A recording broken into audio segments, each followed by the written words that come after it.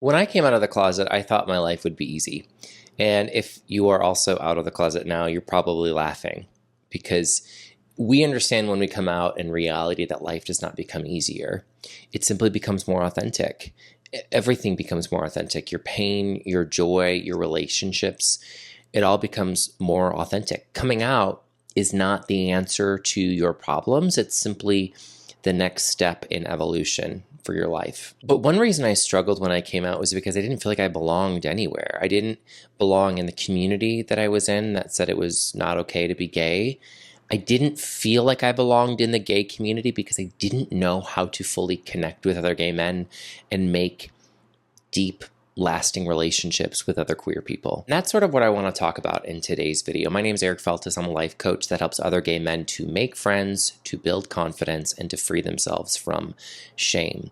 So my story in and of itself is sort of the driving force behind what I do in the Shame for Gay Life program. And before we get into it, if this resonates with you, then go ahead and subscribe for more content, because we buy into this belief that we're alone in this, that we're the only ones that ever struggle with this, that we're the only gay men that don't know how to connect with other gay men, that we're the only gay men that are not feeling confident.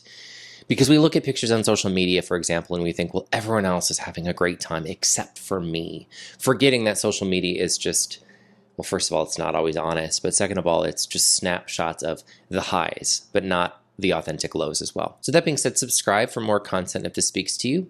You can also go to lifecoachingbyfeltus.com and sign up for my email list to be the first to hear about new resources. But in this video, my goal is to help you to better understand why gay relationships can sometimes feel harder than they should, and how to overcome those obstacles to find deep and lasting love and relationships.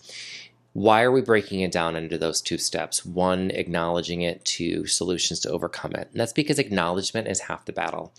In the acknowledgement, we recognize that we're not alone. Once we start to name it, then we can do something about it. Back to me, when I came out at 25, I sort of felt like a kid in a candy store.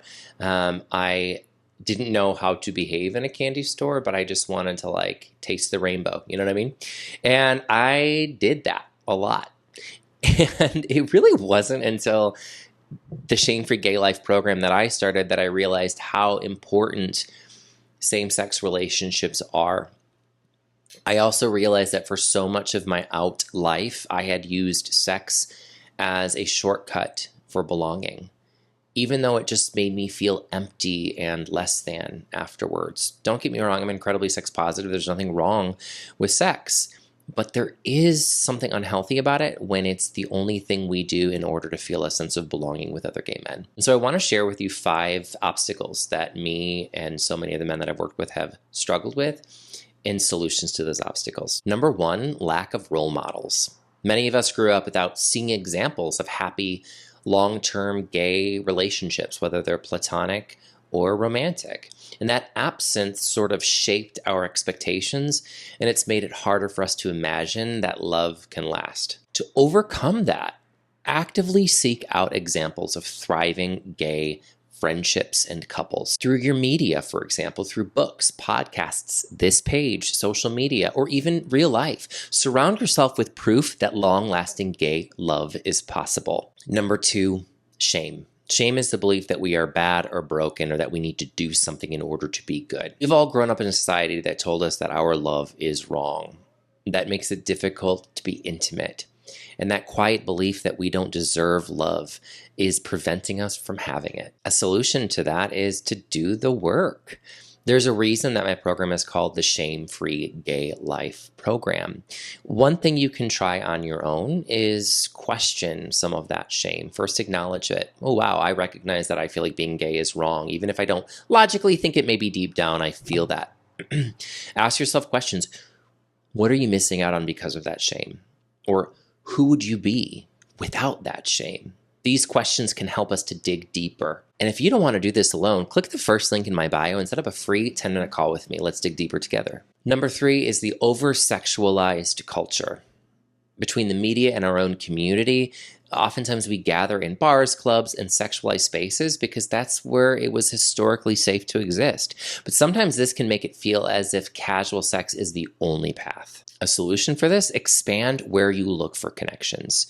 Go to meetup.com, type in LGBTQ clubs, or type in other things that you enjoy doing, like hiking or reading or running. Go to book clubs, hiking groups, volunteer events, or queer meetups that aren't centered on sex or alcohol. There's so many ways to meet people outside of the bar scene. Another obstacle is app culture burnout. Dating apps can make people feel disposable, where it's easy to get stuck in a swipe culture that's more about quantity than it is about quality. Talk about choice anxiety. A solution to this is be intentional. Set healthy boundaries with dating apps and be intentional about why you're there in the first place. Ask yourself, what is my why? Why am I on this app? And take regular breaks to prioritize in-person connection where you can build trust and depth. And a fifth obstacle that I and so many other men have struggled with is the assumption that we must know exactly who we are. There's often pressure to know immediately if you're a top or a bottom, if you're a side, if you're open, if you're monogamous, etc. And if you need to fit into a box on day one, then you're not really going to feel safe to explore. And that right there is a solution. Give yourself permission to explore. Relationships are allowed to evolve.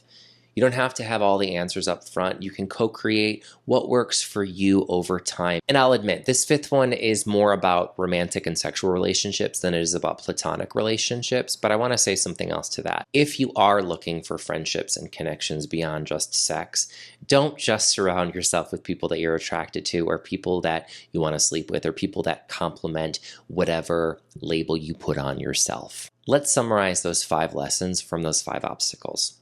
Number 1, find role models. 2, learn tools to let go of that shame. 3, look for friendships and relationships beyond sex.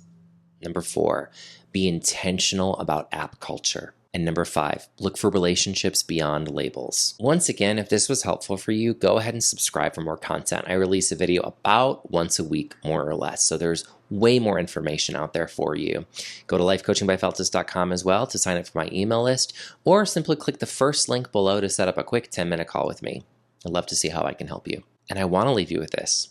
Gay relationships, whether platonic, sexual, romantic, or other, they're not impossible. They're just not modeled, they're rarely supported, and they're often misunderstood. When we unpack these unique challenges, we give ourselves permission to love deeply, intentionally, and on our terms. You are worthy of lasting love. Lasting love sexually, romantically, and platonically. And you don't have to settle for cycles of disconnection. You don't have to follow anyone else's roadmap. You get to build your own. My hope is that this episode helped you to believe in the possibility of lasting connections, deep, vulnerable, honest, authentic connections. And again, if you're ready to build those deep friendships, find love, or free yourself from shame, then I'd love to help you. Click that first link below. Let's set up a quick 10-minute call to see how I can help. You deserve the friendships and the romantic relationships that you've been craving.